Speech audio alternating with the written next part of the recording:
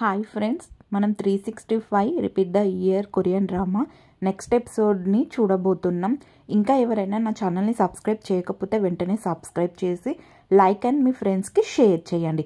Episode 2 స్టార్టింగ్లో మనకు doctor లీ కనిపిస్తుంది. తను చెప్తూ ఉంటుంది, రీసెట్ అయ్యాక మీరు అందరూ మీ లైఫ్లో హ్యాపీగా ఉన్నానని నేను అనుకుంటున్నాను అని. అయితే ఇంకొక వ్యక్తి ఈ సెషన్కి హాజరయ్యి ఉండడు. సో తను చనిపోయాడని ఆ డాక్టర్ చెప్తుంది. అక్కడ ఉన్న వాళ్ళందరికీ ఏం అర్థం అవ్వదు. వాళ్ళకు తను చెప్తూ ఉంటుంది, మీరందరూ ఒక్కొక్కరు ఒక్కొక్క చోట కళ్ళు తెరిచి ఉంటారు ఈ రీసెట్ అయినప్పుడు. అలాగే చనిపోయిన వ్యక్తి ఎవరైతే ఉన్నారో అప్పుడు అతను డ్రైవింగ్ చేస్తూ ఉంటాడు. సో తను అలా చనిపోతాడు. అయితే ఇదంతా చూసి అక్కడ ఉన్న వాళ్ళు నిజంగానే షాక్ అయిపోతారు. ఒక అమ్మాయి కళ్ళు తిరిగి కూడా కింద పడిపోతుంది. రీసెట్ టీం అందరూ కాఫీ షాప్లో కూర్చొని మాట్లాడుకుంటూ ఉంటారు. అప్పుడు వాళ్ళు తమ లైఫ్ని రీసెట్ చేసుకున్న తర్వాత చాలా హ్యాపీగా ఉన్నట్టు మాట్లాడుకుంటూ ఉంటారు. అయితే ఇందులో ఉన్నటువంటి ఇంకొక అబ్బాయి అంటూ ఉంటాడు, మీరు అందరూ ఎందుకు అంత ఓవర్ ఎగ్జైట్ అవుతున్నారు, మంచిగా జరుగుతుందని ఎందుకు అనుకుంటున్నారు, ఇంకొక వ్యక్తి చనిపోయాడు అక్కడ, అది కూడా మీరు చాలా లైట్గా తీసుకుంటున్నారు అని అంటూ ఉంటాడు. అయితే అక్కడ ఉన్న వాళ్ళు ఎవరు పెద్దగా పట్టించుకోడు. కానీ హీరో బయటికి వెళ్ళిన తర్వాత అతని దగ్గర నుంచి తన ఫోన్ తీసుకొని నువ్వెందుకు అందరి పర్మిషన్ లేకుండా వాళ్ళ ఫొటోస్ తీస్తున్నావు అని వార్నింగ్ చేస్తాడు. ఇది ఒక డెత్ గేమ్ లాగా. ఎవరికి దీని గురించి అర్థం కావట్లేదా, ఇది ఒక రూల్ ప్రకారం వెళ్తుంది అన్నప్పుడు హీరో ముందు నువ్వు వీటిని డెల్ చేసి వెళ్ళిపో ఇక్కడి నుంచి అని తనకి చెప్తాడు. అప్పుడు అతను అంటాడు, మీకు ముందు తెలుస్తుంది అని. హీరోయిన్కి తనకు ఎలాగైతే యాక్సిడెంట్ జరిగిందో అది కలలో వచ్చి ఉంటుంది. సడన్గా తను నిద్రలోంచి లేస్తుంది. అయితే అప్పుడు ఉలికి పడుతుంది. ఇంతలోపే ఆ డాగ్ మిస్ అయిపోయి ఉంటుంది. హీరోకి కాల్ చేసి హీరోయిన్లు ఇద్దరు కలిసి డాగ్ని వెతుకుతూ ఉంటారు. కానీ ఎక్కడ కనిపించదు. ఒక దగ్గర కూర్చున్నప్పుడు ఎవరో ఒకరు హీరోయిన్కి కాల్ చేస్తారు, మీ డాగ్ నా దగ్గరే ఉందని చెప్పి. అయితే హీరోయిన్ దాన్ని తీసుకొచ్చుకోవడానికి హీరోతో పాటు వెళ్తుంది. అక్కడ ఉన్నది ఎవరో కాదు, ఆ డాగ్ ఎవరికైతే దొరుకుంటుందంటే ఈ టీంలో ఒక మెంబర్ అయినటువంటి సుయాన్హో అనే అమ్మాయికి దొరికి ఉంటుంది. ఇంతలోపే సుయాన్హో వల్ల ఫియాన్సీ వచ్చి తనని అక్కడి నుంచి తీసుకొని వెళ్ళిపోతారు. అయితే వీళ్ళిద్దరూ కలిసి ఒక వైట్ కార్లో వెళ్ళిపోతారు అక్కడి నుంచి వెళ్ళి. ఇది హీరోయిన్లు వాళ్ళని చూస్తారు. హీరోయిన్ పడుకున్నప్పుడు తనకు ఒక కాల్ వస్తుంది. దాన్ని చేసింది ఎవరో కాదు, హీరోయిన్ వాళ్ళ ఫ్రెండ్. తను అంటూ ఉంటుంది, నేను నీతో ఒకసారి మాట్లాడాలని. అప్పుడు హీరోయిన్ చాలా తిడుతూ ఉంటుంది వాళ్ళ ఫ్రెండ్ని, నీకు ఎంత ధైర్యం ఉంటే నువ్వు నాకు కాల్ చేస్తావు, నువ్వు నా బాయ్ ఫ్రెండ్ని తీసుకెళ్ళిన దానివి, నువ్వు ఎందుకు ఇంకా మళ్ళీ నాకు కాల్ చేసి నన్ను విసిగిస్తున్నావు అన్నప్పుడు అప్పుడు హీరోయిన్ ఇంకా బాగా తిడుతుంది. అలాగే తను అంటుంది, నువ్వెవరో కూడా నాకు తెలియదు, అసలు నువ్వు నా లైఫ్లోనే ఉండకూడదు, నువ్వు చనిపోతే నేను ఇంకా హ్యాపీగా ఫీల్ అవుతాను అన్నప్పుడు హీరోయిన్కి ఒక కేక వినిపిస్తుంది. ఎందుకంటే హీరోయిన్ వాళ్ళ ఫ్రెండ్కి ఏదో యాక్సిడెంట్ అయినట్టుగా అనిపిస్తుంది. అప్పుడు హీరోయిన్ బయటికి పరిగెత్తినప్పుడు అక్కడ వాళ్ళ ఫ్రెండ్ యాక్సిడెంట్కి గురయ్యి పడిపోయి ఉంటుంది. తను వెంటనే అంబులెన్స్కి కాల్ చేస్తుంది. అయితే హాస్పిటల్లో తనని జాయిన్ చేస్తారు. తనకి బాగా దెబ్బలు తగిలి ఉంటాయి. దీనంతటినీ చూసి హీరోయిన్కి చాలా భయం వేస్తుంది. తను వెంటనే ఆ డాక్టర్ లీ దగ్గరికి వెళ్ళి, నేను తొందరగా మళ్ళీ రీసెట్ అవ్వాలి, నేను నా పాత లైఫ్కి వెళ్ళిపోవాలి, నా ఫ్రెండ్ అక్కడ చనిపోయింది, నాకు యాక్సిడెంట్ అవ్వాల్సిన ప్లేస్లో తనకే యాక్సిడెంట్ అయి తను చనిపోయి ఉంది, ప్లీజ్ నన్ను మళ్ళీ రీసెట్ చేయండి, నా పాస్ట్ లైఫ్ని నాకు ఇవ్వండి అంటూ అరుస్తూ ఉంటుంది. అప్పుడు ఆ లీ అంటుంది, నువ్వు కంగారు పడకు, ముందు అసలు ఇదంతా ఏమైనా బటర్ఫ్లై ఎఫెక్ట్ వల్ల జరిగి ఉండవచ్చు, లేకపోతే ఇంకేదైనా జరిగి ఉండవచ్చు, అది ఇదని ఏదో తనని కన్విన్స్ చేయడానికి మాట్లాడుతూ ఉంటుంది. అయితే హీరోయిన్ని ఆ డాక్టర్ హిప్నోసైజ్ చేస్తుంది. హిప్నోసైజ్ చేసినప్పుడు హీరోయిన్ ఏదో లోయలో పడ్డట్లుగా మనకు కనిపిస్తూ ఉంటుంది. తన లైఫ్లో జరిగిన విషయాలన్నీ కనిపిస్తూ ఉంటాయి.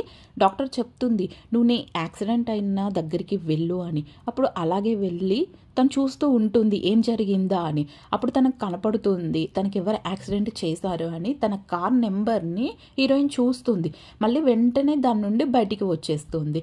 ఆ డాక్టర్ అడుగుతుంది, నువ్వేమైనా చూసావా అని. హీరోయిన్ మాత్రం చాలా కంగారు పడుతుంది. హీరోయిన్ వాళ్ళ ఫ్రెండ్ చనిపోయి ఉంటుంది. హీరోయిన్ చాలా ఏడుస్తూ ఉంటుంది. అలాగే ఇటువైపు ఆ వైట్ కార్తో ఎవరైతే యాక్సిడెంట్ చేశారో అతను ఒక స్క్రాప్ యార్డ్ దగ్గరికి వెళ్ళి దాన్ని స్క్రాప్ చేస్తూ ఉంటారు. అయితే ఇంతకుముందు హీరోయిన్కి యాక్సిడెంట్ అయితే కాళ్ళు పోయాయి, కానీ ఇప్పుడు తన ఫ్రెండ్ ప్రాణమే పోయింది ఈ యాక్సిడెంట్ వల్ల. హీరోయిన్కి అవ్వాల్సింది వాళ్ళ ఫ్రెండ్కి అయ్యిందన్నమాట. సుయిన్హోని కలిసి హీరోయిన్ చెప్తూ ఉంటుంది, నీ కాబోయే హస్బెండ్ వల్లే నా ఫ్రెండ్ చనిపోయింది అని. తనని వెంటనే పోలీసులకి లొంగిపోమ్మని చెప్తుంది. అప్పుడు ఆ సుయిన్హో అంటుంది ఏడుస్తూ, ప్లీజ్ నాకు ఒక్కరోజు టైం ఇవ్వు, నేను ఎలాగైనా దీన్ని సెట్ చేస్తాను, నాకు ఒక్కరోజు టైం ఇవ్వు అని తనని బ్రతిమలాడుతుంది. హీరో హీరోయిన్లు మాట్లాడుకుంటూ ఉంటారు. సుయిన్హో వాళ్ళ హస్బెండ్ యాక్సిడెంట్ చేశాడు ఓకే, కానీ సుయిన్హో యొక్క ఫోన్ కూడా తన పక్కనే యాక్టివేట్ అయినట్టు చూపిస్తుంది లొకేషన్ అని. అప్పుడు హీరోయిన్ గుర్తు చేసుకుంటూ ఉంటుంది, తను ఇంతకుముందు హిప్నోసైజ్ అయ్యి ఉంటుంది కదా, అందులోకి వెళ్ళి చూస్తూ ఉన్నప్పుడు ఆ పక్క డ్రైవింగ్ సీట్లోనే సుయిన్హో ఉండి ఉంటుంది. అంటే ఇంతవరకు అనుకున్నారు సుయిన్హో వల్ల హస్బెండ్ యాక్సిడెంట్ చేశాడని, కానీ డ్రైవింగ్ సీట్లో ఉన్నది సుయిన్హోనే. హీరో హీరోయిన్లు అనుకుంటారు వాళ్ళు తప్పకుండా ఆ కార్ని స్క్రాప్ చేసి ఉంటారు. సో స్క్రాప్ లొకేషన్స్ ఎక్కడైతే ఉంటాయో ప్రతి చోటుకు వెళ్ళి వాళ్ళిద్దరూ ఇన్వెస్టిగేషన్ చేస్తూ ఉంటారు. లాస్ట్గా ఒక ఇన్వెస్టిగేషన్ చేసేటప్పుడు అక్కడ ఉన్న ఒక వ్యక్తి చెప్తాడు, మా సీసీటీవీ ఫుటేజ్ అంతా ఎవరు డెల్ చేశారో నాకు అర్థం కావట్లేదు అని. అప్పుడు హీరో అంటాడు తనతో, సడన్లీగా మీ దగ్గర ఎవరైనా జాబ్ని మానేశారా, ఎవరైనా సడన్లీ వెళ్ళిపోయారా అని. అప్పుడు ఆ ఓనర్ చెప్తాడు, అవును ఒక అతను అయితే ఇక్కడ నుంచి మొన్నే వెళ్ళిపోయాడు అని. అయితే బయట నిల్చున్నప్పుడు హీరోయిన్ అక్కడున్న ఒక కారులో కెమెరా ఉండటం గమనిస్తుంది.